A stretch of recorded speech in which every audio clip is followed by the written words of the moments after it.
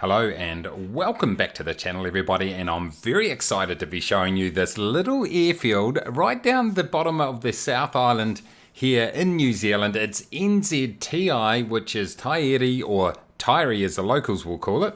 And it's a airfield that's just been released from Microsoft Flight Simulator by the team over there at Godzone Virtual Flight. It's their first foray into Microsoft Flight Simulator scenery. And the reason I'm really excited to show you this airfield is because it's in the local area that I grew up, but also when I completed my PPL around about 20 years ago, yes I am that old, this was an airfield that we used to touch and go on quite a bit. I did it out of the Dunedin Airport. You can see on the right hand side of the screen there, 8 nautical miles away, so it was a good little trip to come over here, run the circuit a few times and do a few touch and goes here at a grass airstrip. So what I'm going to do, as always, for a start, I'm going to show you just a quick overview of the default scenery versus the add-on scenery.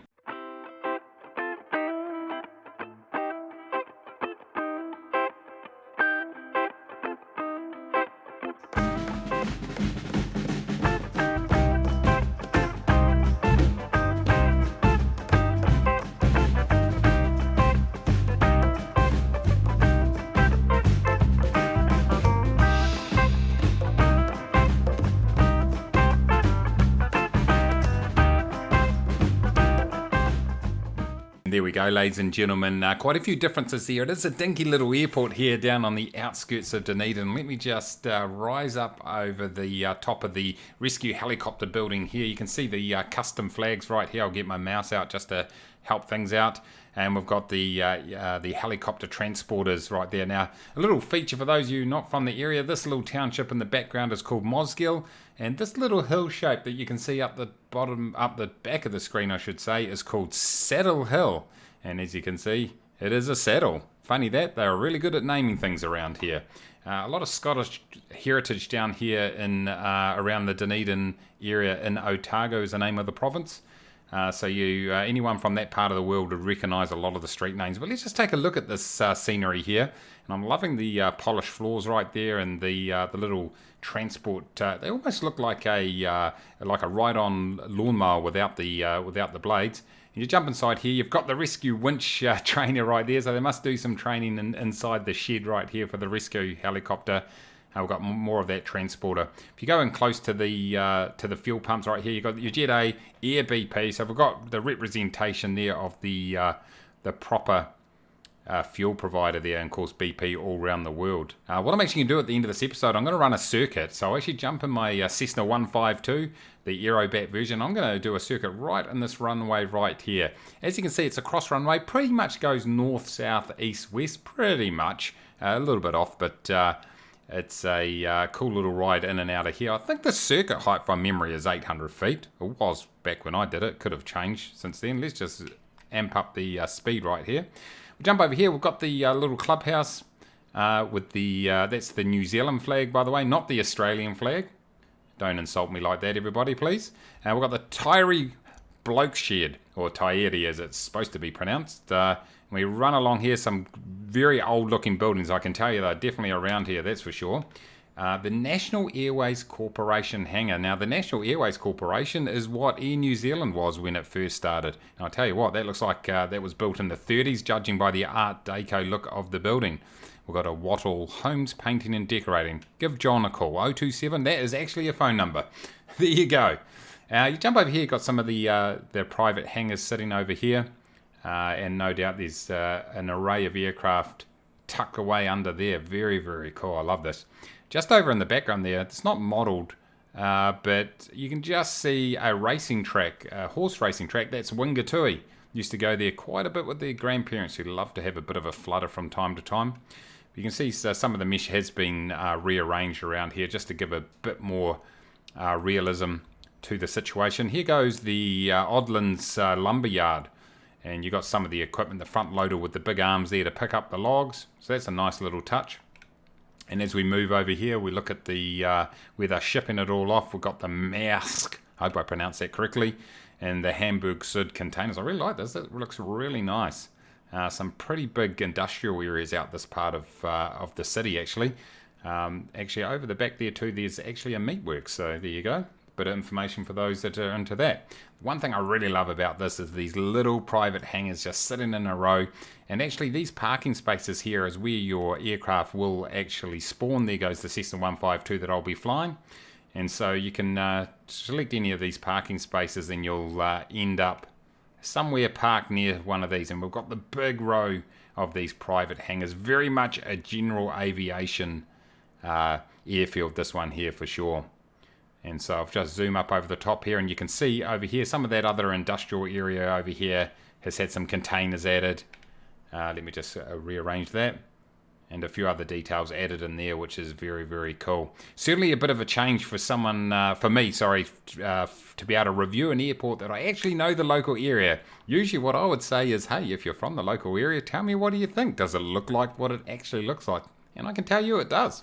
But if you are from the area, how about you let me know what you think?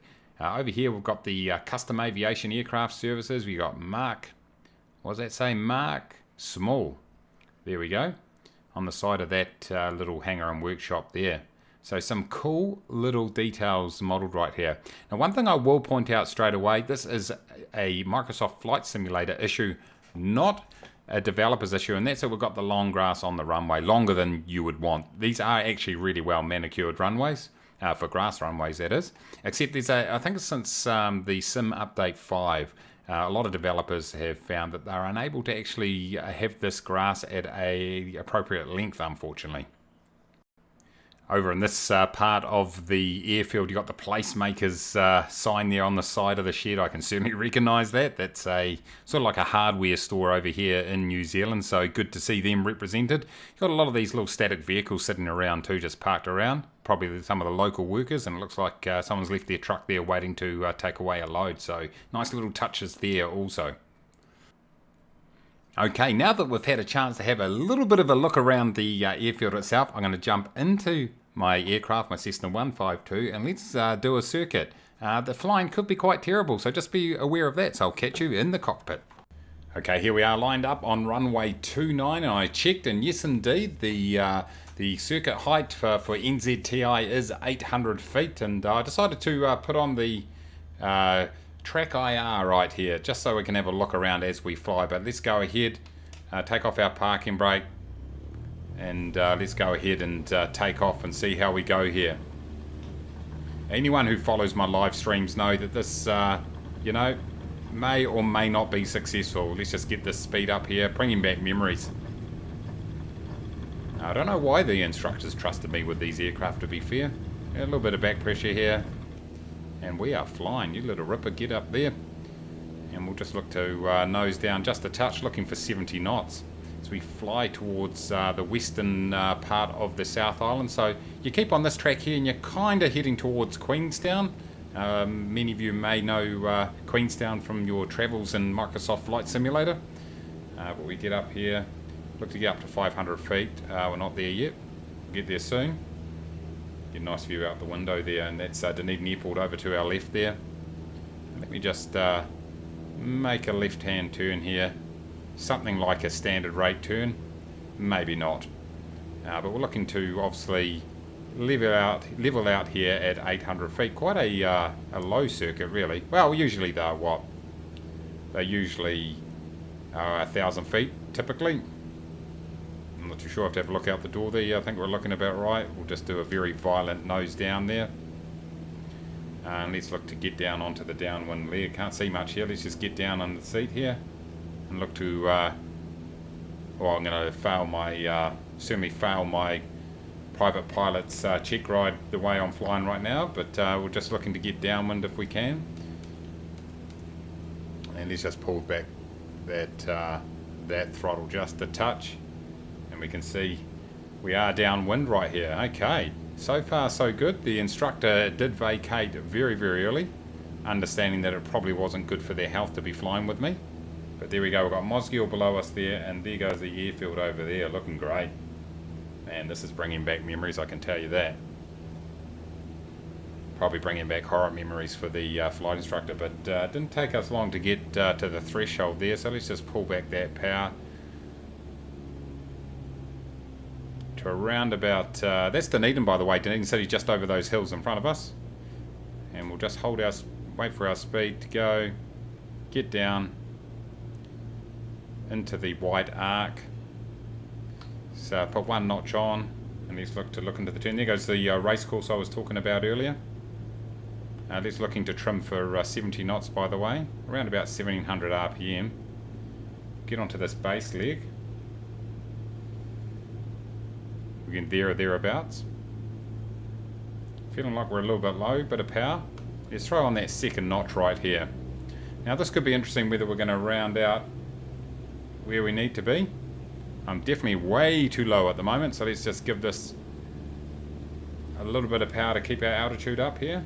Looking to line ourselves up with the runway and get onto a nice final. Now of course it's 800 feet, so using my normal rate of descent and my usual calculations probably proved to be pretty incorrect, I would feel. And I've proved to be so. I'm quite a bit lower than I would expect, but let's just keep that power on. And we have overshot big time here, but it's okay. The good thing about Cessnas are they are very slow. We'll jump on our final notch of flaps right there. Now I'll just get my view up here now that we're looking straight ahead, but we're flying right over the top of the Mosgiel village right here as I bring this thing around on finals. Looking for 65 knots, which I'm hitting quite nicely there, and I'll tell you what, it's actually a little bit of a gully. When you go across the threshold here where there used to be, there's a bit of a gully. I need to drop a bit of altitude now. A little bit of altitude, let's pull it off. Okay, this approached a lot faster than I expected. Altitude off, we've got a nice speed right here, crossing the threshold. Let's cut that throttle. Looking in the distance. Holding off now, holding off. We're all floating now, Mace. Wasn't too bad, was it?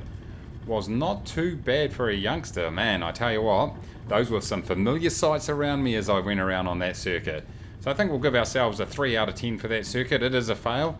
We did bust a lot of the requirements right there, a little bit rusty, but hey, the fact that we actually managed to land safely, we'll give ourselves maybe 4 out of 10. I think we're a bit harsh for 3 out of 10. I'll meet you back at the clubhouse. Okay, here we are back at the clubhouse, Otago Aero Club, as you can see on the sign, and I really enjoyed doing this review here. A pretty cool little airport, and one that obviously I've got a bit of nostalgia with, so I really enjoyed tripping around it. It's like I say, it's a bit of a mini airport, not too much to it, but really cool nonetheless to do some cool little flights in this area of New Zealand. So good on the guys over there at Godzone Virtual Flight for hooking me up with a copy and allowing me to show you through it. It's great to see them getting into Microsoft Flight Simulator. They've done a whole bunch for other sims before, so you'll see their stuff come out on a regular basis, hopefully. So go ahead and support the developers. Thank you very much for watching. Make sure you subscribe if you are new. Smash the like button too, why not? And until next time, everybody, take it easy.